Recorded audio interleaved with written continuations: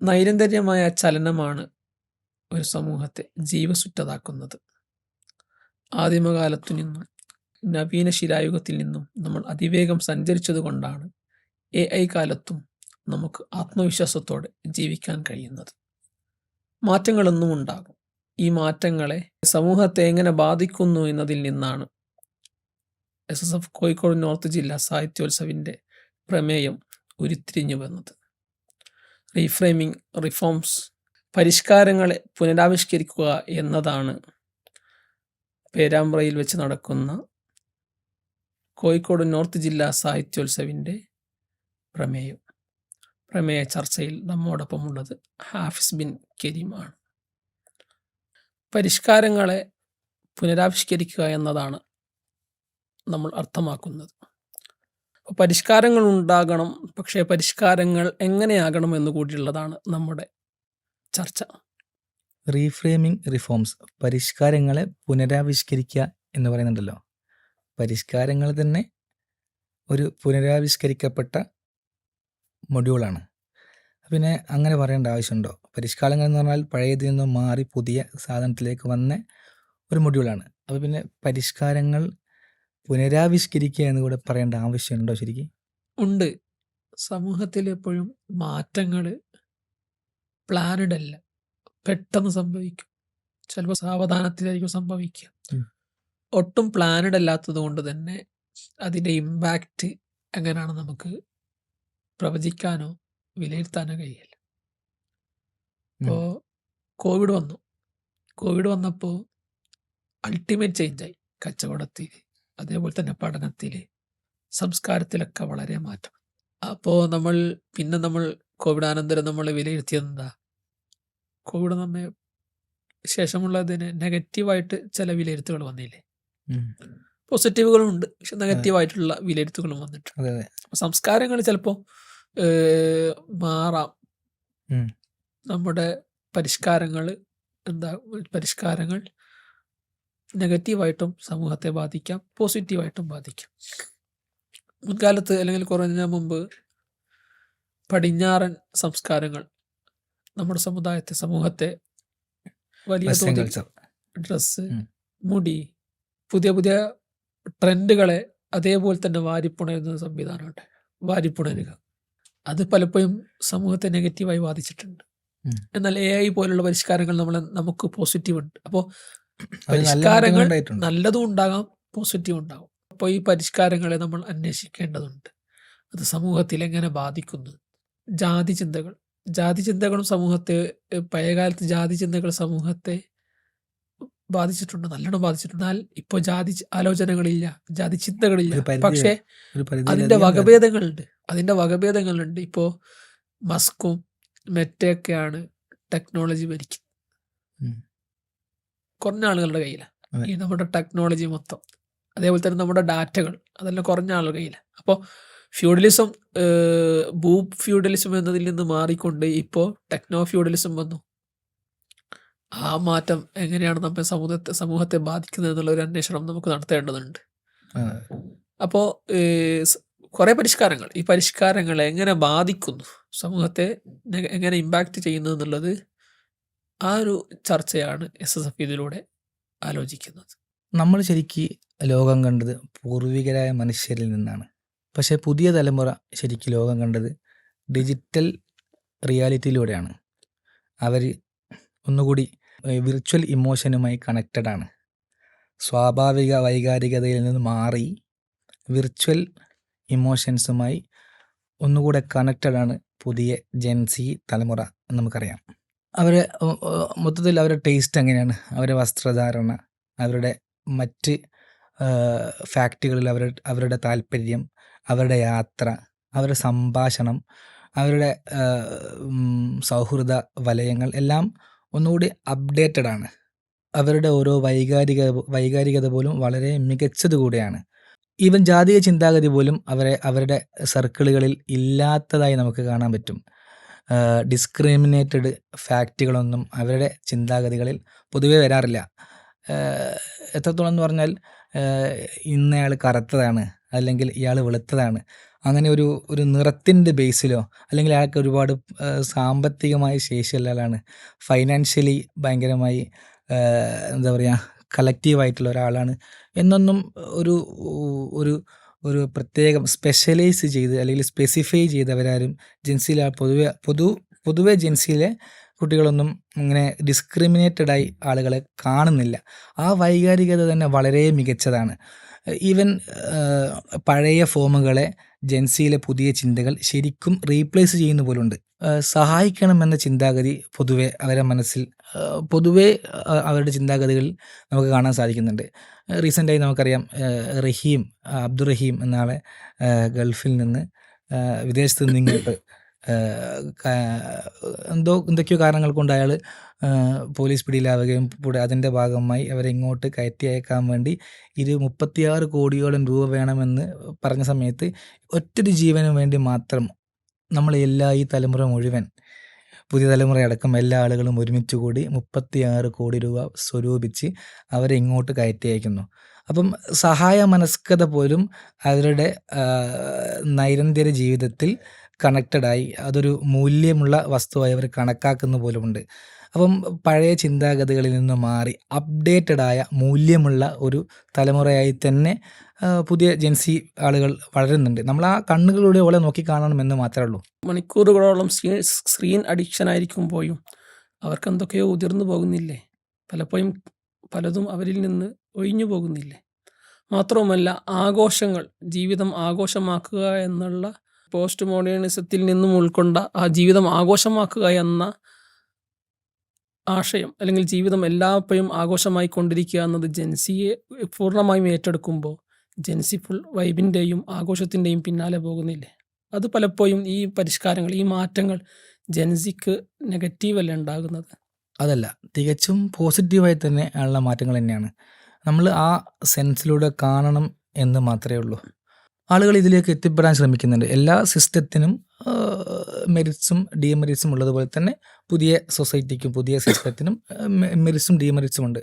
എങ്കിൽ കൂടി കൂടുതൽ മെറിറ്റ്സിലേക്ക് നമുക്ക് കോൺസെൻട്രേറ്റ് ചെയ്യാം എന്നത് മാത്രം. ആ തരത്തിൽ പുതിയ തലമുറയുടെ വൈകാരികതയെ അല്ലെങ്കിൽ പുതിയ തലമുറയുടെ രീതികളെ നോക്കിക്കണ്ടാൽ മാറുന്ന പ്രശ്നമേ ഉള്ളൂ. വിർച്വൽ ഇമോഷൻസിൽ അപ്പുറം ഫിസിക്കൽ കണക്ഷൻസിന്, ഫിസിക്കൽ ഫാക്റ്റുകൾക്ക് കുറച്ചുകൂടി ഇമ്പോർട്ടൻസ് കൊടുത്താൽ, അതോടുകൂടി തന്നെ സൊസൈറ്റി അല്ലെങ്കിൽ സമൂഹത്തെ ലീഡ് ചെയ്യാനുള്ള ഒരു കപ്പാസിറ്റി കൂടെ ഉണ്ടാക്കി കൊടുത്താൽ, ഇപ്പോൾ ഉള്ളതിലപ്പുറം ഒന്നുകൂടി ഊന്നൽ കൊടുത്താൽ ഈ പ്രശ്നങ്ങളൊക്കെ പരിഹരിക്കുകയും കൂടി ചെയ്യുന്നതാണ്. നമുക്കറിയാം, day by day artificial intelligence ഇങ്ങനെ വളർന്ന് പന്തലിച്ച് വലിയൊരു ലോകമായി തന്നെ വ്യാപിച്ച് കിടക്കുകയാണ്. ഡേ ബൈ ഡേ ഇന്നുള്ള AI അപ്ഡേഷനെല്ലാം നാളെ വരുന്നത്. നമ്മൾ ഭയങ്കര ക്യൂരിയസ് ആണ്, അതുപോലെ തന്നെ എക്സൈറ്റഡ് ആണ് നാളെ എന്താവും എന്ന കാര്യത്തിൽ. അപ്പോൾ ഈ മാറ്റത്തെ നിങ്ങൾ എങ്ങനെയാണ് നോക്കിക്കാണുന്നത്? മനുഷ്യൻ അവൻ്റെ തുടരെയുള്ള നവീകരണത്തിൻ്റെ ഏറ്റവും ഒടുവിലത്തെ വാക്കാണ് AI. നമ്മൾ ഇത്ര കാലം ഉണ്ടാക്കിയത് കുറഞ്ഞ നേരങ്ങൾ കൊണ്ട് AI നമുക്ക് ലോകത്തിന് സമ്മാനിക്കാൻ, അല്ലെങ്കിൽ ലോകത്തിന് കൈമാറാൻ നമുക്ക് കഴിയുന്നു എന്നുള്ളതാണ് AI ഏറ്റവും വലിയ പ്രത്യേകത. പഴയ കാലത്ത് ഒരു കവിത എഴുതാൻ അദ്ദേഹത്തിന് ഒരു തീരം വേണമായിരുന്നു, അല്ലെങ്കിൽ ഒരു അന്തരീക്ഷം കിട്ടണം. ഇപ്പം അതില്ല. ഇപ്പം പ്രോംപ്റ്റ് അടിച്ചു കൊടുത്താൽ നല്ലൊരു കവിത കിട്ടും. അതേപോലെ വിദ്യാർത്ഥികൾ, കുട്ടികൾക്ക് പഠിക്കണമെന്നുള്ള ത്വര കുറച്ചുകൂടി കൂടും. കാരണം ഹോംവർക്കുകൾ കൊടുത്താൽ, അല്ലെങ്കിൽ അസൈൻമെൻറ്റ് ചെയ്യണമെങ്കിൽ വിദ്യാർത്ഥികൾക്ക് പ്രോംപ്റ്റ് കൊടുക്കുമ്പോഴേക്ക് അതിനുള്ള അവസരം കിട്ടുകയാണ്. ടീച്ചർമാർക്ക് ക്ലാസ് കൂടുതൽ ആനന്ദകരമാക്കാനുള്ള സംവിധാനങ്ങൾ AI വരുന്നു. അപ്പോൾ മാത്രമല്ല, എല്ലാത്തിലും AI വളരെ വിശാലമായൊരു ലോകം തന്നെയാണ് തുറന്നിടുന്നത്. പക്ഷെ എന്നാലും അവിടെ ഒരു മനുഷ്യഗന്ധത്തിൻ്റെ ഒരു പ്രശ്നമുണ്ട്. മനുഷ്യന്മാർക്കുള്ള സ്പേസുകളാണ് AI പലപ്പോഴും കവർന്നെടുക്കുന്നത്. നമ്മളൊരു യാത്ര പോകുമ്പോൾ എവിടെ ഒരു സ്ഥലം കിട്ടണമെങ്കിൽ നമ്മൾ അടുത്ത പീഡിയക്കാരനോട്, അല്ലെങ്കിൽ വഴിയരിയിൽ നിൽക്കുന്ന ഒരാളോട്, ഏട്ടാ മാങ്കാവിലേക്ക് കോഴിക്കോട്ടേക്കുള്ള വഴി ഏതാണെന്ന് ചോദിക്കും. അപ്പം നമ്മൾ പുതിയൊരാളെ അനുഭവിക്കുകയാണ്. ചിലപ്പോൾ അയാളുടെ സ്വഭാവം ചിലപ്പോൾ നന്നായിരിക്കാം, പക്ഷേ നമ്മളൊരാളെ അനുഭവിക്കുകയാണ്. ഈ ഫീലിങ്സ് അല്ലെങ്കിൽ മറ്റുള്ളവർക്കുള്ള സ്പേസ്, ഇതാണ് ആര് കവർന്നെടുക്കുന്നത്? AI കവർന്നെടുക്കുന്നത്. അങ്ങനെ AI എല്ലാത്തിലും AIക്ക് അങ്ങനെ കവർന്നെടുത്തു. ഇപ്പോൾ എനിക്കൊരു സുഹൃത്തുണ്ട്, എല്ലാ കാര്യവും ചോദിക്കുന്നത് AIയോടാ. ഞാനിപ്പോൾ എന്ത് കഴിക്കണം, ഞാൻ ഏത് ഡോക്ടറെ കാണണം. അതായത് മറ്റൊരാളുടെ സ്പേസ്, സാമൂഹ്യ ജീവിയാണല്ലോ മനുഷ്യൻ. പക്ഷെ അപ്പോൾ മറ്റൊരാളുടെ സ്പേസ് എന്താക്കാണ് AI കവർന്നെടുക്കുന്നുണ്ട്. ഈവൻ ഏതുപോലെ വെച്ചാൽ എല്ലാത്തിനും ഇപ്പോൾ ടീച്ചർമാർ ആവശ്യമില്ലാത്ത ലോകത്തേക്കാണ് പോകുന്നതെന്നാണ് നമ്മൾ കേൾക്കുന്നത്. അപ്പോൾ ടീച്ചർമാരുടെ സ്പേസുകൾ പോലും AI കവർന്നെടുക്കുന്നു എന്നുള്ളതാണ് വാസ്തവം. വിദ്യാഭ്യാസ മേഖല ശരിക്കും അപ്ഡേറ്റഡ് ആവണം എന്നാണല്ലേ പറഞ്ഞു തന്നെ. ശരിക്കും വിദ്യാഭ്യാസ മേഖല അപ്ഡേറ്റഡ് ആവേണ്ടതുണ്ട്. ഫിൻലൻഡ് പോലത്തെ പരിഷ്കൃതരാണെന്ന് വാദിക്കുന്ന പല രാജ്യങ്ങളും അവരുടെ വിദ്യാഭ്യാസ നയങ്ങൾ, വിദ്യാഭ്യാസ രീതികളൊക്കെ മാറ്റിയിട്ടുണ്ട്. അവർക്ക് അവരുടെ ടൈം പീരീഡുകളിൽ അല്ലെങ്കിൽ ടൈം ഷെഡ്യൂളുകളിൽ കുട്ടികൾക്ക് ഇഷ്ടപ്പെട്ടതല്ലാത്ത ടോപ്പിക്സ്, ഉദാഹരണത്തിന് മാത്സ് ഇഷ്ടപ്പെടാത്ത കുട്ടിയാണെങ്കിൽ ആ കുട്ടിക്ക് ആ പീരീഡ്, ആ സമയത്ത്, ആ ഷെഡ്യൂളിൽ സോഷ്യൽ റിലേറ്റഡായ അല്ലെങ്കിൽ ആർട്ട് റിലേറ്റഡായ അവർക്ക് ഇഷ്ടപ്പെടുന്ന രീതികളിലേക്ക് കസ്റ്റമൈസ് ചെയ്യാനുള്ള രീതിയിലേക്ക് വിദ്യാഭ്യാസ രീതി ഫിൻലൻഡ് പോലെ രാജ്യങ്ങൾ മാറിയിട്ടുണ്ട്. അങ്ങനെ ഒരു വിദ്യാഭ്യാസ രീതിക്ക് നല്ലൊരു മാറ്റം വരണം എന്ന് തന്നെയാണ് എൻ്റെ ഒരു അഭിപ്രായം. ഇന്ത്യൻ കൾച്ചറിൽ അല്ലെങ്കിൽ നമ്മുടെ ആളുകളുടെ ബ്രെയിൻ കപ്പാസിറ്റിയുടെ 50% പോലും ഇതുവരെ ഉപയോഗിക്കാത്ത രീതിയിലാണ് ഇപ്പോഴത്തെ സിസ്റ്റം അവർ നിർമ്മിച്ചിട്ടുള്ളത്. അപ്പം ആ സിസ്റ്റത്തിൽ നിന്ന് മാറി ഒരു പുതിയ സിസ്റ്റത്തിലേക്ക് മാറേണ്ടത് തന്നെയാണ്. എത്രത്തോളം എന്ന് പറഞ്ഞാൽ ക്ലാസ് മുറികളിൽ അടച്ചിട്ട രീതിയിലുള്ള ഒരു സിസ്റ്റം തന്നെ മാറേണ്ടതില്ല. ഒരു ബ്രീഫ് സിസ്റ്റത്തിലേക്ക് മാറി ഒന്നുകൂടി വാസ്റ്റായ സിസ്റ്റത്തിലേക്ക് മാറി ഒന്നുകൂടിയും അപ്ഡേറ്റ് ആവേണ്ട സമയം എപ്പോഴോ അതിക്രമിച്ചിട്ടുണ്ട് എന്നുള്ളതാണ്. അവിടെ ഒരു അധ്യാപക വിദ്യാർത്ഥി കോറിലേഷൻ, ഒരു ബന്ധം കൂടി അതിൻ്റെ ഏറ്റവും പ്രധാനപ്പെട്ടതാണ് വിദ്യാഭ്യാസ സിസ്റ്റത്തിൽ. പലപ്പോഴും വിദ്യാർത്ഥികൾക്കിടയിൽ അധ്യാപകർക്ക് സ്പേസ് ഇല്ല. രണ്ട് പരസ്പര ദ്വന്ദ്ങ്ങൾ പോലെയാണ്. അധ്യാപകരുടെ ലോകത്ത് ഉണ്ടാവുക, വിദ്യാർത്ഥികൾക്കിടയിൽ സ്പേസ് ഇല്ല, അധ്യാപകർക്കിടയിൽ വിദ്യാർത്ഥികൾക്കും സ്പേസ് ഇല്ല.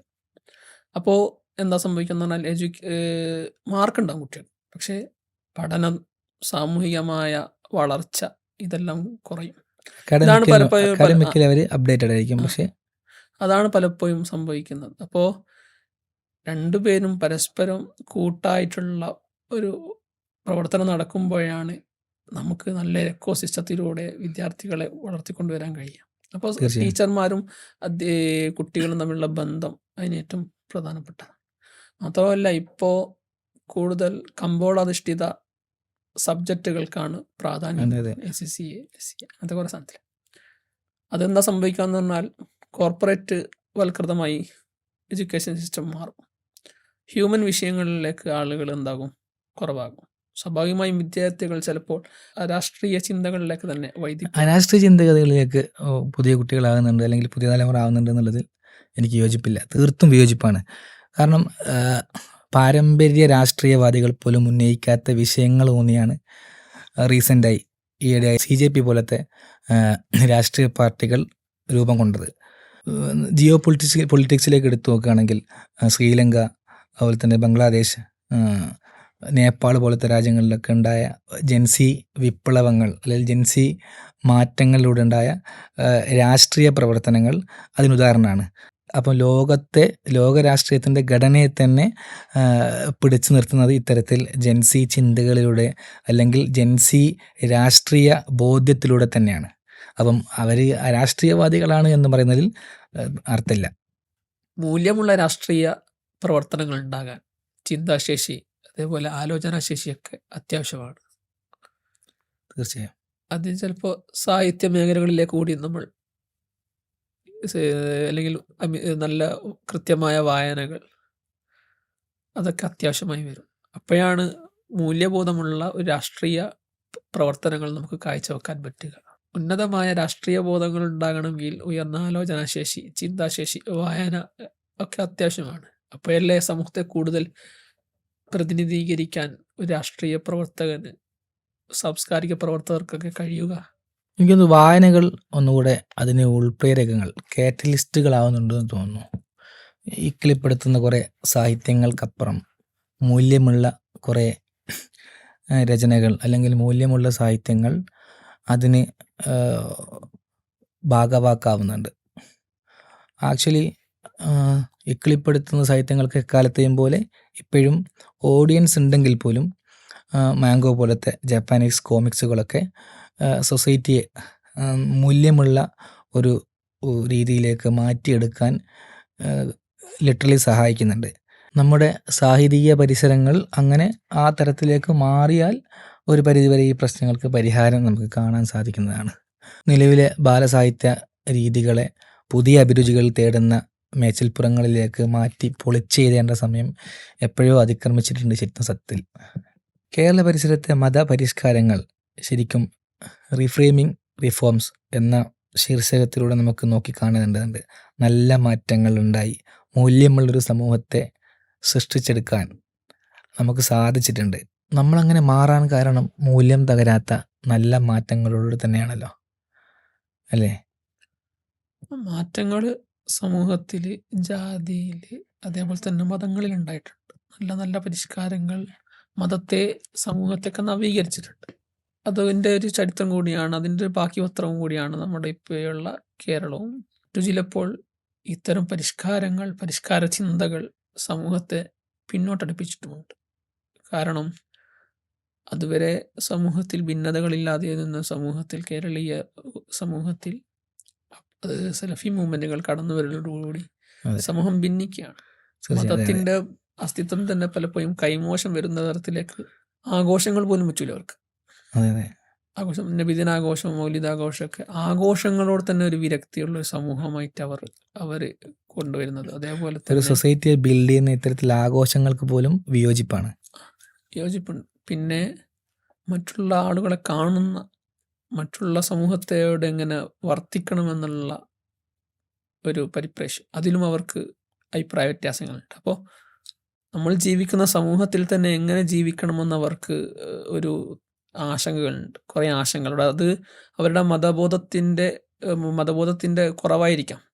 നമുക്ക് പാരമ്പര്യ മുസ്ലിം ഉമ്മത്തിന്, മുസ്ലിം സമുദായത്തിന് അങ്ങനെയുള്ള ആശങ്കകളില്ല.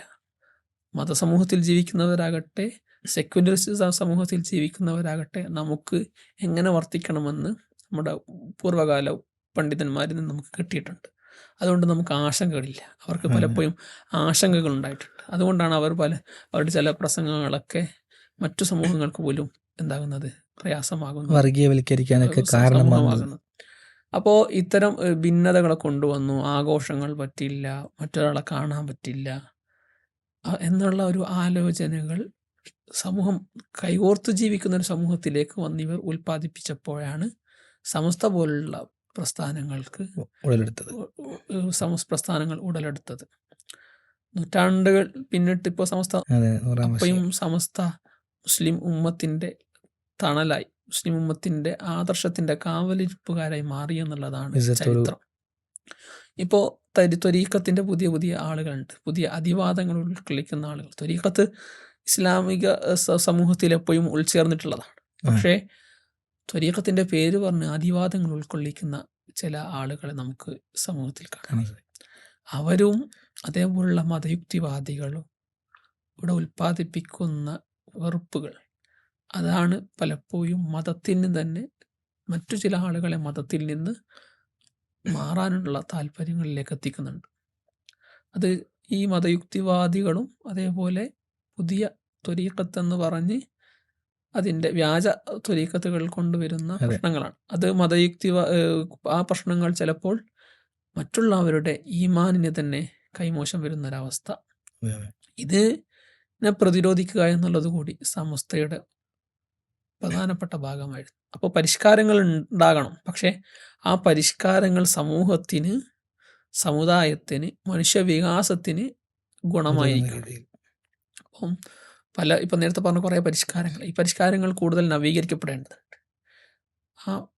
ഇപ്പോൾ കോവിഡിന് ശേഷം ഉണ്ടായ അല്ലെങ്കിൽ ഡാറ്റാബേസിൽ ഉണ്ടാകുന്ന പരിഷ്കാരങ്ങൾ, ടെക്നോ ഫ്യൂഡൽസിൽ ഉണ്ടാകുന്ന പരിഷ്കാരങ്ങൾ, ഈ പരിഷ്കാരങ്ങൾ ചിലപ്പോൾ നമ്മുടെ സമൂഹത്തിന് ഗുണമാകില്ല. സമൂഹത്തിന് പ്രശ്നങ്ങളായിരിക്കും കൂടുതൽ സൃഷ്ടിക്കുക.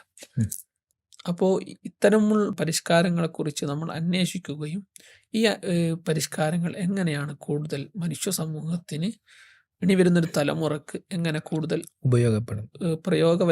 പ്രയോഗിക്കാൻ കഴിയും എന്നുള്ളത് കൂടിയാണ് നമ്മുടെ പ്രമേയ ചർച്ചയുടെ ആകത്തുക. ഓക്കെ. അപ്പോൾ മനുഷ്യൻ ഇനിയും മാറ്റങ്ങൾ ഉണ്ടാകും, നല്ല മാറ്റങ്ങൾ ഉണ്ടാകും. എഐൻ്റെ അടുത്തതിലേക്ക് നമ്മൾ എത്തും. ഡേ ബൈ ഡേ അപ്ഡേറ്റ് ആവും. എല്ലാത്തിലും നമ്മൾ സിസ്റ്റങ്ങൾ പുതിയ മുഴുവൻ പുതിയ പുതിയ പുതിയ മേച്ചിൽ പുറങ്ങളിലേക്ക് പോകും. പരിഷ്കാരങ്ങൾ എല്ലാത്തിലും വരും. സമൂഹത്തിൽ, മതത്തിൽ, എല്ലാത്തിലും വരും. എന്ത് പരിഷ്കാരങ്ങൾ ഉണ്ടാകുമ്പോഴും സത്ത മൂല്യം തകരാതെ ചോരാതെ ആ പരിഷ്കാരങ്ങളെ അക്സെപ്റ്റ് ചെയ്യാനും പുതിയ പരിഷ്കാരങ്ങളിലേക്ക് വേഗത്തിൽ നടക്കുവാൻ കഴിയണം.